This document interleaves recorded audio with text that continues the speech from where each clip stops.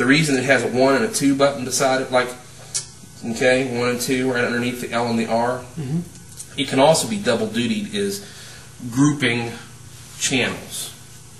Alright, when I push this little button down here, 1, 2, and I pan it to number 1, now I come over here, and everything I have on group 1 is controlled. All, like, say I have 3 singers, they're all like this, different volumes, and I've got, it sounds perfect in the room. But there's certain times I need to bring all of them up at one time.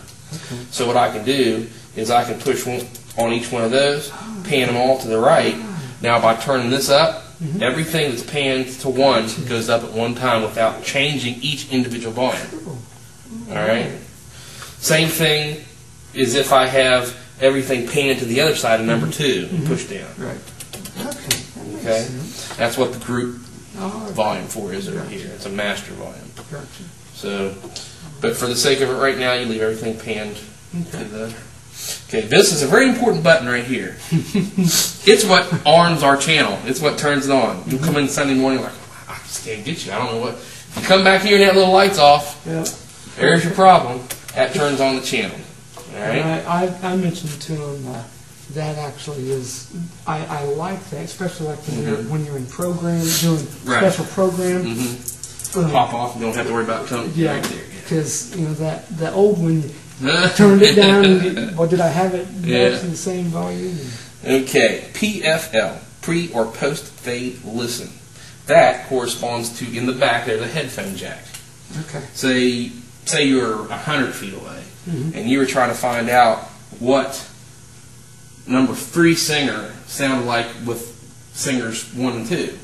Well, you would hit PFL on each one that you wanted to hear. Now, in the headphone set, those microphones come above all the rest of them. Okay. So you can individually hear what's going on inside.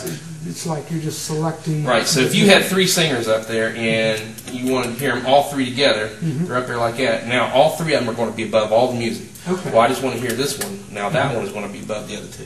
Okay. All right. That's called pre and post fade listen, PFL.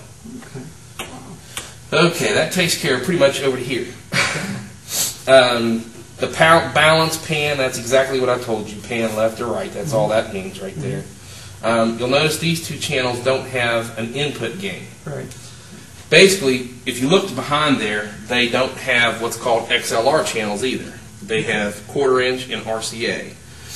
They do that so you can run your CDs and tape deck from those. But the downside of that is sometimes you need a little hotter gain. So that's why I've got them running in. Other than that, they don't have the 80 hertz cut or you don't see a peak light on it. Other than that, they're exactly identical to the other channels.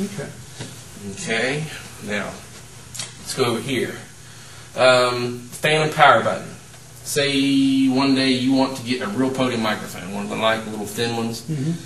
You push this button down because a fan of power, that microphone, since it's so small, the element's so small, that and choir microphones, the real little skinny ones, they take an electronic charge of anywhere between 18 to 48 volts. And by pushing this button down, now it sends electricity to each one of those microphones. And whichever microphone takes the power, it absorbs it from that channel, and it doesn't hurt any of the other channels. That's what fan power is. It's for choir microphones. Sometimes you have those microphones on stands that you can have 4 or 5 people standing around. They pick up from a distance. But any fan-powered microphone, that has to be on. If it's not on, you won't get a thing from the microphone. You'll think it's broken. All right. I told you what the send and returns are for. This right here has to go. This goes to the returns. If I want it panned left or right, or that's all that means. ST is stereo, but we're running in mono, so you don't have to worry about it. This is our headphone, and it says CR or phones. Since this has got a group in it, this can actually be used as a recording board because you have 2 more outputs that you can use to send or record. So this could be in a control room. That's what CR means. The volume for our headphone jack, which is right here. This right here, this is the tape record in. You're not using it, and I would say don't use it. And the reason I say don't reuse it is because tape decks and CD players, they don't always sound the same. if you run it through a regular channel and not just the RCAs that are in there that says record in or tape in, this is just the volume control. You have no control over the treble, bass, and mid-range. Okay. Where if you run it in a channel, you do. Right. Right? And then what's left is our meter. This shows you what signal you're getting in. Yeah. And then this right here, this is if you group everything or your tracks in and out. If you group and you want to hear everything to the mains, you push that button. And then this also shoots our tracks if you're using this right here to the mains, but you won't have to worry about any of that. Okay.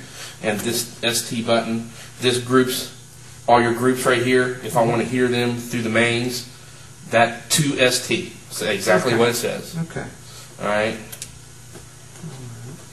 Go ahead. Any questions you got there? I know I want to. Say you got quite that ringing that is typical with a lot of systems. Is it the high? Is that well? See, you have to train your ear to listen for it. Like what you were hearing was a mid-range sound. Okay. Okay. And if you look over here on the EQ, everything from 250 to about 1K is mid-range. Now, the downside to having 15 bands per side is there's actually 30 to 31 bands, so we're missing a lot. Yeah. So, like you notice, I said there was 60, 80, and there's I think 60, 75, 80 in between there. So when I pull down 63 and 100, it's affecting a lot of little things in there. Whereas if we had later on, when you go to a bigger sanctuary, you would want to get a 31 band or a 30 band EQ. So we can pinpoint spots. See, right now we're having to, when I pull down one slider, it affects 2 or 3 other sliders in between there. Yeah. Okay. So you notice I dipped out a lot of the mid right here. Yeah. And then the highs are still here, and then the real highs are still here. But that mid-range, what you were hearing, is in that particular. Now, what you have to do is you'll have to train your voice to listen. And like I said, usually the high are that real shrill things that pierce your ears. And the mid-range is usually that more of a bass and mid kind of together, bass and treble together. Okay. But what you can do, there's a few things that you can do to get rid of it. Obviously, one, turn down the gain. Okay. Now, you don't want to decrease this so much that you're not getting enough signal. When you decrease this, it also decreases this. So if you turn this down, you're going to lose volume on your tape deck. So you might want to try backing it down here because this doesn't affect this volume. Right. All right. The more you decrease this, the more you're going to have to increase this gain to get out to the tape deck. Does it pretty well run hand in hand as the same amount as you decrease and increase? What I'm saying is, does it run pretty much parallel to the amount you decrease, you increase? Not necessarily. Okay. Not necessarily. What you're going to have to do is, like I said on this, is watch that meter. Okay. Because this is a direct microphone signal coming right direct down in here. Yeah. So the output you're hearing in the room, there's got more people absorbing sound, so you might have to jack this up a lot higher than this right here. Okay. All right.